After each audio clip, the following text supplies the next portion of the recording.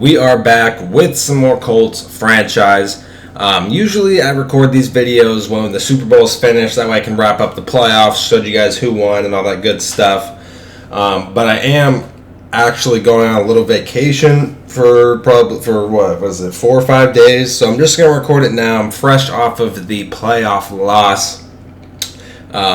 So I'm just going to record it now. That way I get it out of the way in case somehow the Super Bowl is played like super early and I don't get back in time so I can show you guys the stats and stuff for my team.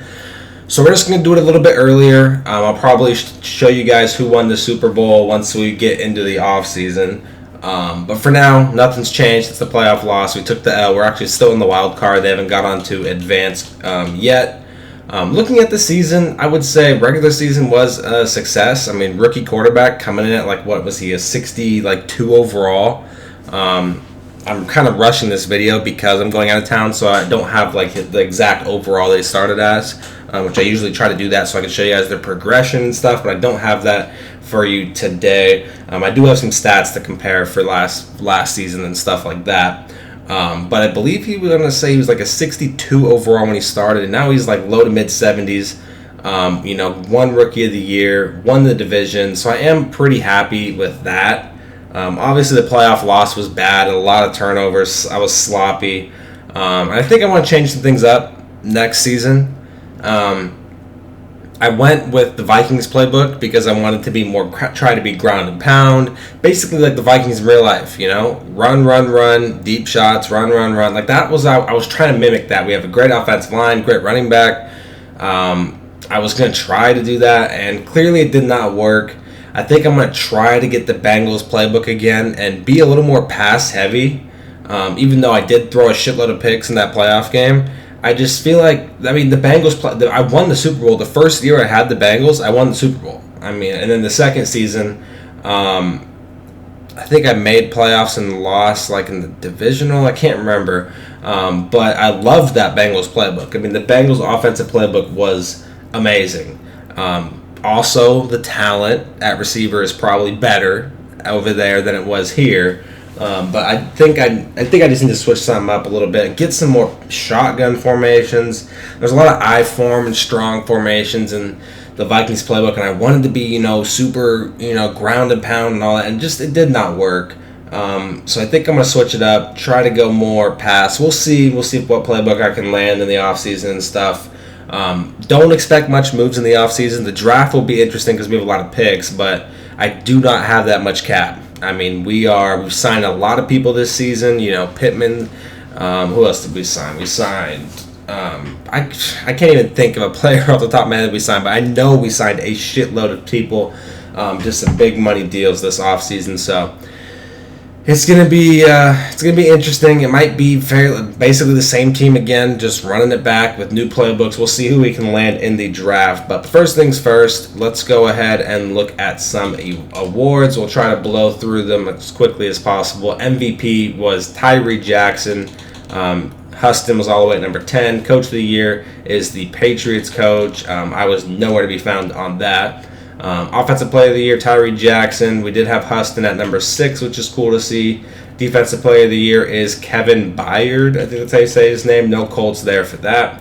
Offensive Rookie of the Year, my man, Andrew Huston. Glad to see him win Rookie of the Year. No other Colts there for that. Defensive Rookie of the Year is Leo Styles. No Colts there. Best QB, Josh Rosen. Huston was at number 5. Best running back, Jonathan Taylor actually did win it. He was going back and forth between Sonny Michel, so cool to see him win that. JT up there, that's cool to see. Best wide receiver, Tyreek Hill. That's kind of an obvious one. We did have Michael Pittman at number 9.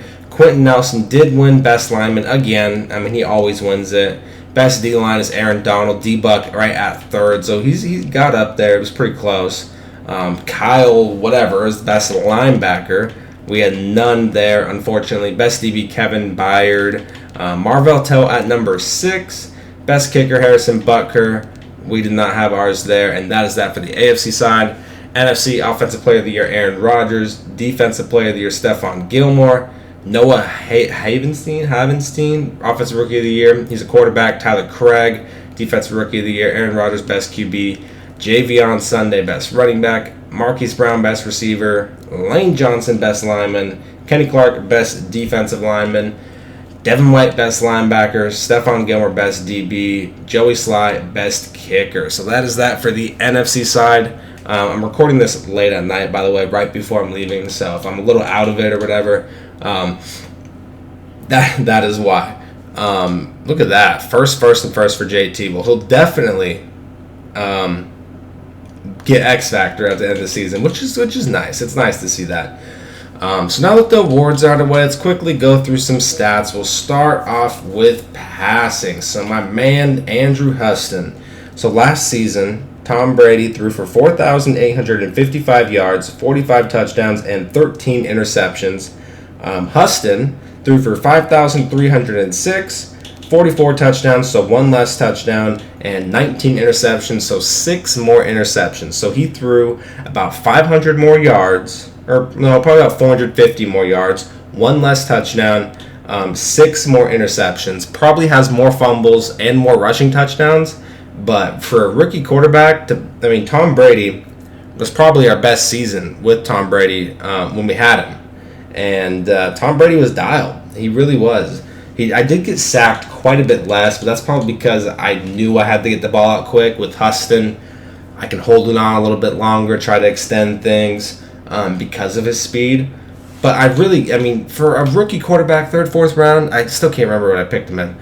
These stats, I cannot complain. I really can't, man. He's thrown over 5,000 yards, 44 touchdowns, 19 picks for a rookie. It's really, he made some dumb throws, fumbled a lot at the end of the season, but I can't quite knock the guy for that. I really, as much as I want to, I can't. He had a solid outing, so I'm okay with Huston. And if you pair that with 30 carries, 223 yards, and only 1 rushing touchdown, which definitely thought he had more.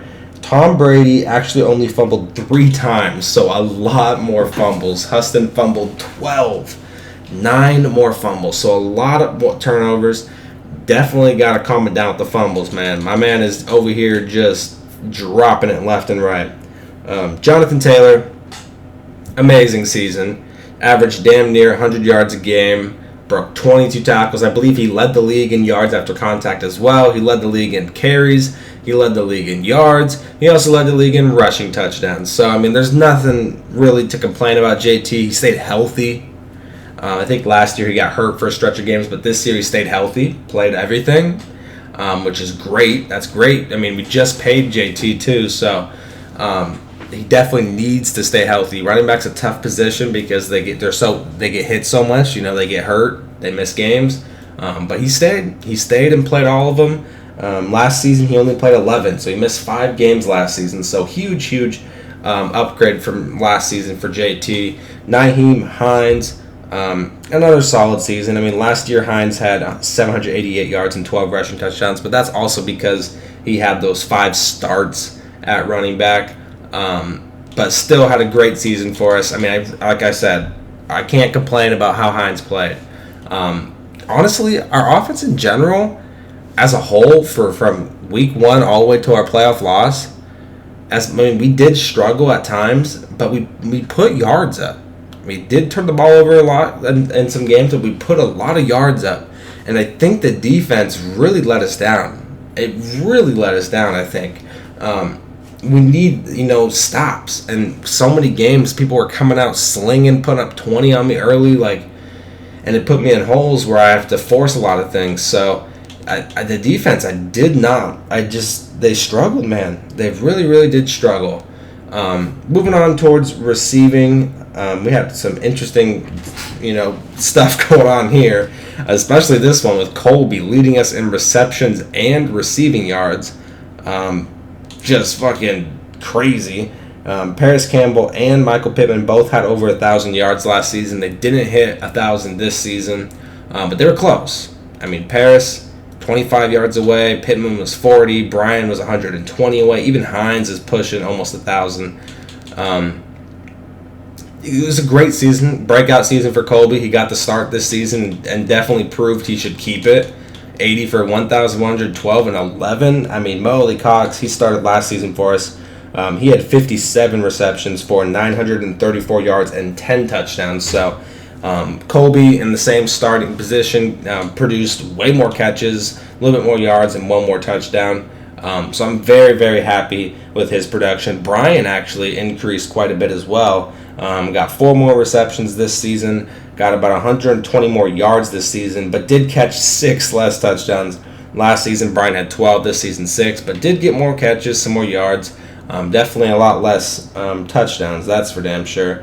Hines, same thing, got a lot more receptions, which is surprising because I felt like I checked it down a lot when I was with Tom because I felt like I had to get the ball out really quick. And I checked it down even more, and he gained more yards this season. So it's very interesting that happened. But receivers, they're okay. I really wish Davante Adams took my offer, though, because as much as I love Michael Pittman, and he's, an X factor now, even though his ability is kind of trash, I am, a little worried that he can't really be that true number one. There's games where he goes across against good corners and he's absolutely shut down. So I am a little worried about that, especially as we progress even deeper in season 5 and 6 when everyone's got like 90 overall corners at that point because we're just so far along. So it is a little concerning. I could just picture our offense. If we did not have Brian, we would have had Davante Adams, Michael Pittman at the 2, Paris in the slot, and Colby at tight end, and Hines. That would be amazing if we could have somehow pulled that off. Unfortunately, Davante Adams took less money to go to the Raiders, and he's winning, and we're not. So I guess a good decision for him. He went there to win, and they're winning. Blocking, there's really not much to show in blocking. We could pretty much just skip straight to defense at that point. Let's look at some sacks. Let's look at the sack leaders. Last year, D-Buck led us in sacks with 11.5. This year it had 12.5, so we got one more sack this year for us. Our second leader in sacks was Davenport last year with 6. He dropped off, got 5 this season. I really think next season is a big year for Davenport. I'm hoping he's got to start pushing closer to 10 sacks. He's a 91 overall at the Morale, so he's an 89 overall superstar. He was a first-round pick that's developed pretty fucking crazy. I know his block shedding's a little low, but, the finesse move, he's got insane speed. He's got to start pushing up there, man. He's got to start being a playmaker. I'm praying next season if I can get him maybe 8-9 sacks. That would be amazing. But, who knows? Darren Carden, 3 sacks for him as well. I believe we got less sacks this year than we did last year. Carden only had 2 last year. This year he had 3. Shaquem had 2. Bradley Roby had 2.5. Rookie Kevin McDonald had 2. Darius Leonard had a sack. Jabril and Anthony Walker. Although Anthony Walker will be gone with the wind. He will be bye-bye for him. No more Anthony Walker. Moving to interceptions, Marvell Tell had 9. He had a great season. He did give up the speed kills him. If he comes across a guy's speed, it really does hurt him, especially in the playoffs when Hardman took him over the top right before half when I was using him. That was unfortunate, but there's not much I can do there. I'm stride for stride. He throws up a nuke, and, Marvell tried his hardest to get there, just didn't. But did get 9 picks, made some plays. Jabril, 6 picks again, making a lot of plays. I believe Jabril had 3 touchdowns, too, something crazy. He had 4. Yeah, Jabril was just getting a shitload of touchdowns. Bobby had 6, Wilbon had 6, Blackman 5, Kenny Moore 5, and Sky Moore with 1. Darius Leonard not even getting a single pick is a little scary. I use him quite a bit. He had 5 picks last season.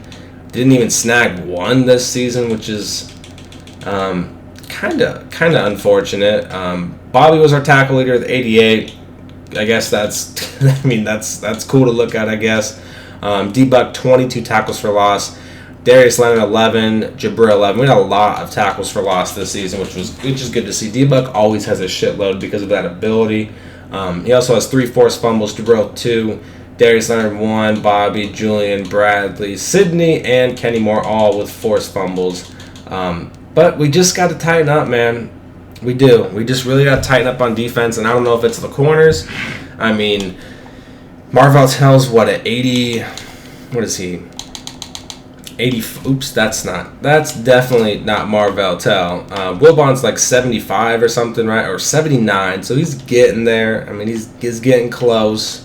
Marvell Tell sitting at 85. It'd be nice to get Marvell like high 80s quickly, 88, 89. I mean, I really wish I got that X Factor chance with him. That would have helped his progression a lot, and maybe I get a good ability, you know. Rocky Sin, it just kind of don't really know what to do with him. I've been trying to trade this dude forever, and no one wants him. Maybe I can trade him this offseason because he's kind of just hanging out. Like, he really... Actually, is his contract up? His contract might be up. I can't remember, to be fair.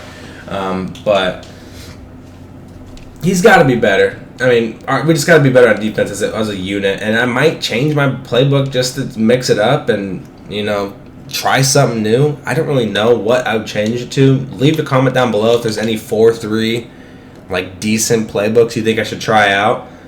Didn't miss a single extra point with Rodrigo. That's kind of cool, I guess. Missed 5 field goals. Punting is whatever. Our kick returns were terrible. I mean, our longest was a 29.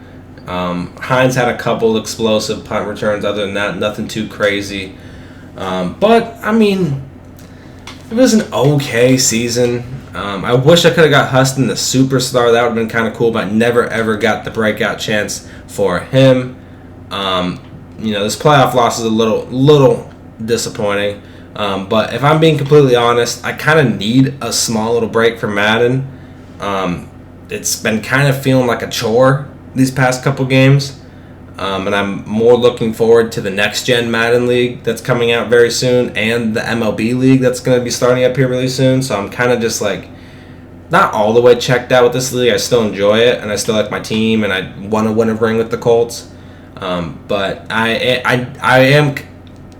part of me is a little happy that I did lose. That way I can go on vacation and just kind of chill and not have to worry about Madden for a while and go through the off-season process and just take my time and, you know, and just kind of relax and then get back into the grind of it. So hopefully that will help. Just to remind you guys with our draft picks, we got the second round pick from Jacksonville, which is 48. Decent pick, and an 80th overall in the third round. So the extra second and third, I think, played out pretty damn good. I know some of you guys were saying I got scammed with that, but the Jags went 8-8, missed the playoffs. So I was hoping he would miss playoffs. I know he made some big moves, and he did a lot better this season than he did last season. But I was still hoping he wouldn't make playoffs, and it turned out good for us. We got quite a bit of picks. So I might move up to draft someone. I don't know. I really have no clue what I'm going to do with the draft process, because if we look at our team, I do have some needs, which I probably can't fill in the offseason or the free agency because of my cap is so tight. Get Easton out of there. But we're going to need a new fullback. We're going to need a new right guard. Pouncey's leaving. We're going to need another third tight end. This man's leaving as well. That's pretty much it for the offensive side. And the defensive side, I mean, everyone's staying besides Anthony Walker. He's gone. So we're going to need another outside linebacker. But, I mean, that's pretty much it. I mean, and maybe I can move Bobby over to outside linebacker or something and draft a middle linebacker. I don't know. We'll have to see what we do with that. But for the most part, it's probably going to be the same, basically the same core of guys. I know some of you guys were saying in my stream, you know, trade some of the linemen since line doesn't matter too much in this Madden, and try to, you know, draft like some big time players in free agency or in the draft with the draft capital from trading, like a Quentin Nelson or something. But as I was telling him, we only got 2 seasons left, and we've committed to a lot of guys, so it's really hard to trade people and try to draft a big time player. Like JT, we just re-signed him. He wouldn't even be eligible to trade because once you sign someone, you can't trade them until they're halfway through their deal. That's one of the rules we got here. So JT wouldn't even be able to be traded for 2 years. Colby can't be traded for a few years. Darius Leonard could be, but there's no reason for it. I mean, Braden Smith, he can't even be traded. Pittman can't be traded. Brian can't be traded. I mean, we got so much people that we just invested in and got him locked in and big deals. So we're kind of stuck with it. And part of me, I'm going on a little rant here, but hopefully you guys don't mind. Part of me is a little upset that I invested so heavily in offensive line. I've never had a team in Madden that has like a really good base offensive line, and I was like, you know what? I'm going to do something different this Madden. I'm going to invest heavily in my offensive line, create like a God squad unit, and it doesn't matter. I mean, Quentin Nelson's the only one out of these 5 guys that actually I see him do something. I'm like, okay, he's clearly a beast. Like, our run play, if he's pulling, he'll pancake someone. I'll be like, okay, he's a dog. But it doesn't matter. I mean, Ryan Kelly, 89 overall, almost a 90. Plays like a 70. Same thing with Braden Smith, 90 overall, plays like trash. Pouncey, 85, plays like trash. Connor Williams, 82, plays like trash. I mean, it's just, and I'm stuck with him. I can't even, like, it's too late in the seasons. It's not even worth trading him. Like, it's just what we got, and it really does suck. Maybe next Madden offensive line might actually matter, and if I build like a really solid unit like this, we'll have time in the pocket. We'll be able to run. It just was, especially the Chiefs game is the main example. I was doubling Chris Jones so many times, 3-man rush, and like these two right here, or even these two, were getting beat constantly. You're telling me 99 Quentin Nelson, 89 Ryan Kelly, Chris Jones is a beast. I know it. Maybe he beats him once every 4 times. That's a double team. But no, it was damn near like 80% of the time Chris Jones just splits him. Seconds. Boom. Chris Jones in my face. And I'm like panicking back there. It doesn't make sense. It really doesn't. And so now I'm kind of stuck with them. Because if I didn't invest so heavily, like if I traded maybe Quentin and just drafted some 70 overall, some cheap guys, then maybe I could have went out and even made my defense even better. Like maybe I could have signed like a super high rated corner or another god defensive end to pair up with Buckner, or a beast free safety, something, you know what I mean? But we're kind of stuck with it. Is what it is. That's all I got for this video. Sorry I couldn't do it when the Super Bowl was done. That way I could usually lump those together. But like I said, going on vacation, so trying to get some content out for you guys while I'm gone. If you enjoyed it, make sure to subscribe, like, and comment. Hopefully next season I can at least make it to the damn championship. I mean, I can't get out of the divisional round. This season couldn't even get out of the wild card round. It's been rough, man. It's been rough, but hopefully next season, maybe a playbook change, maybe we draft a freaking legend. I don't know. But I'll see you guys in the next one.